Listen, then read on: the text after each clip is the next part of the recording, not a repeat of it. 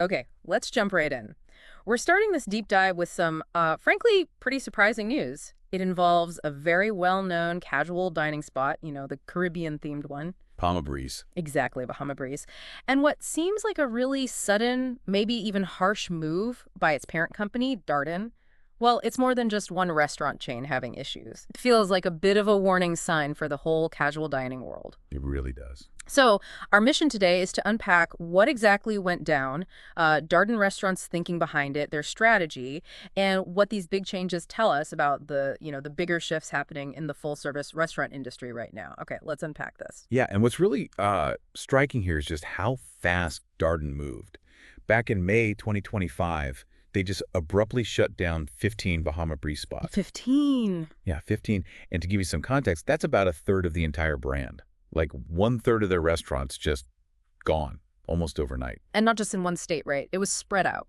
Oh, completely. Yeah. It hit locations across Illinois, Massachusetts, Michigan, Nevada, New Jersey, New York, Tennessee.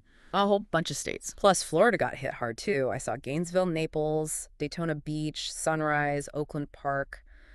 5 locations just in Florida. That's right. So after that big cut, Bahama Breeze is down to maybe 28, 29 restaurants left, mostly clustered in the Southeast and Mid-Atlantic now. Which brings us to Darden's bigger plan, their strategic shift. Exactly. So on June 20th, 2025, during an earnings call, the Darden CEO, Rick Cardenas, he basically confirmed it. Bahama Breeze isn't really a strategic priority anymore. Not a priority. Okay. Yeah. They're looking at what they call strategic alternatives. And, what that means in corporate speak is they're trying to either sell the whole Bahama Breeze brand to someone else. Right. Find a buyer. Or, if that doesn't happen, if nobody bites, then they'll likely convert the remaining locations into some of their other more profitable Darden restaurants. Like an Olive Garden. Or maybe a Longhorn Steakhouse. Precisely. Those brands, Olive Garden and Longhorn, they consistently bring in more money per restaurant and have better profit margins within the Darden Group. It's a pretty clear move. So it's about focusing on the winners in their portfolio. Makes sense from a business perspective, I guess. But it means if no one buys Bahama Breeze... Then, yeah, the remaining ones could just get rebranded, absorbed into the bigger chains. It's a bit of a stark outlook for a brand that was pretty popular for a while. It really is. But here's where it gets, really interesting for the industry as a whole. This Bahama Breeze situation, it's not happening in a vacuum, is it? It sort of mirrors a wider trend we're seeing. Absolutely. And that begs the question, why is this happening now? The whole industry is feeling the squeeze. We're talking rising labor costs, inflation is still sticky. Affecting everything, food costs, energy. Everything. Yeah. And maybe, most importantly, consumer habits are changing. People are just dining out differently. How so? What's the shift? Well, what's insightful here, I think, is how these big pressures are really hitting that middle ground, the casual dining segment. Fine dining can often pass on higher costs, and fast casual offers that quick value. But places like Bahama Breeze, they're caught in the middle. Kind of squeezed, yeah. They're struggling to really show their value when people are watching their wallets and there's so much competition. And it's not just about cost, right? It's convenience, too. We're seeing more delivery, takeout. People maybe need a really good reason to go sit down for a full meal. Definitely.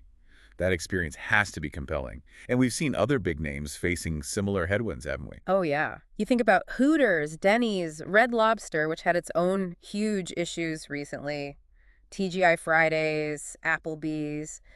They've all been navigating this tough environment. It's a challenging time for that whole segment. It really makes you think, doesn't it? What changed? Why aren't these places hitting the mark like they used to? Well, part of it is that value perception, like we said.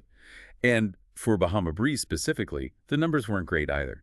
They saw a 7.7% drop in sales in 2024. Nearly 8% down. Okay, that's a number that gets attention in a boardroom. For sure. That kind of dip forces a company like Darden to look hard at its portfolio and make tough calls.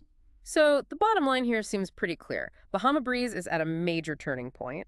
A third of its stores closed in May, and Darden's actively trying to offload or repurpose the rest. Its future as its own brand is definitely up in the air. It really highlights just how volatile things are in casual dining. Even established names aren't safe.